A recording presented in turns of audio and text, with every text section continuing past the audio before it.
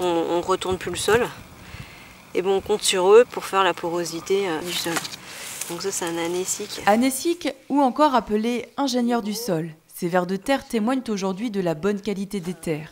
Le pari est donc réussi pour Claude Charot. Sa patience et sa détermination payent enfin. Car cet exploitant agricole, installé à Saint-Laurent-du-Mottet, a pris le risque, il y a 15 ans, après avoir constaté l'appauvrissement et la détérioration de ses sols, de revoir complètement la façon de les travailler. Des sols pourtant destinés à nourrir ses vaches laitières, aujourd'hui tous ces animaux mangent et mangent mieux grâce à un travail simplifié et sans labour. C'est travailler en surface et laisser la matière organique en surface, ne pas l'enfouir, et puis essayer de justement que le travail qu'on faisait avec le matériel, enfin tel une charrue ou avec un appareil à dents, soit justement le travail des vers de terre et tout ça, qu'on les laisse bien en place pour qu'eux, ils travaillent à notre place. C'est bien parlé, mais après, il faut que ça se mette en place, quoi. C'est vrai que c'est long, hein, c'est long. Mais bon, on voit des choses. Et puis, faut les respecter après, ces vers de terre, parce qu'ils sont assez sensibles. Il n'aime pas trop les grosses doses de lisier, il n'aime pas trop les engrais. Cette démarche entreprise depuis plus de 15 ans lui a permis de gagner 1 point de teneur en matière organique dans ses sols. Cet agriculteur est même allé encore plus loin dans cette logique, respectueuse de la nature, et non sans risque, car celle-ci reste imprévisible. Ici, chez Claude Charot, ce qui est intéressant, c'est qu'il est allé jusqu'au bout, c'est-à-dire qu'au début, il faisait des techniques sans labour, donc en supprimant le labour, en travaillant superficiellement ses sols, en accompagnant tout ça de couverts végétaux. Et puis, depuis quelques années, il s'est attaqué à sa rotation en changeant, en introduisant déjà pas mal de légumineuses avec la luzerne et la févrole, et en allongeant sa rotation sur une 60aine d'hectares.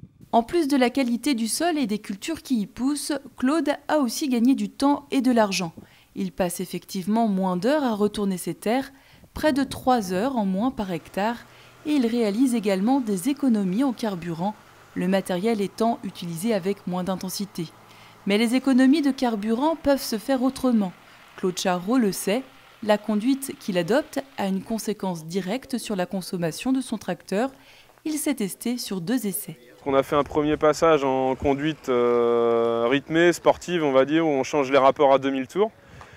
Et ensuite un deuxième passage où on a fait plutôt une conduite sur le couple, où on changeait les rapports à 1500, 1600 tours minute, pour vraiment consommer le moins possible.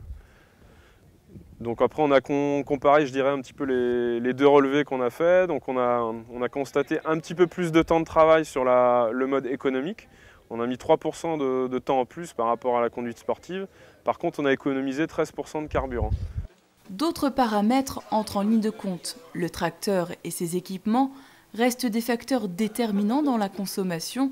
Pour le faire savoir, l'Association d'initiatives locales pour l'énergie et l'environnement tourne à plein régime dans tout le Grand Ouest avec son banc d'essai moteur. Le principe, c'est de se mettre sur la prise de force du tracteur pour mesurer la puissance délivrée par la prise de force. Et en parallèle, on dérive le circuit de carburant du tracteur pour pouvoir mesurer la consommation pendant l'essai. Donc on obtient à la suite de l'essai des courbes caractéristiques moteurs. Et à partir de ces courbes-là, on vient diagnostiquer s'il y a des anomalies moteurs.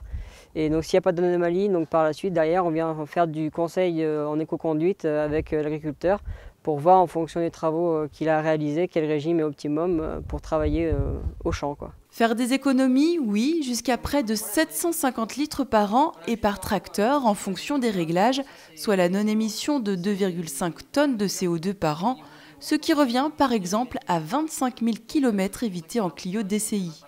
Mais c'est aussi une manière de gagner en confort et en qualité de travail.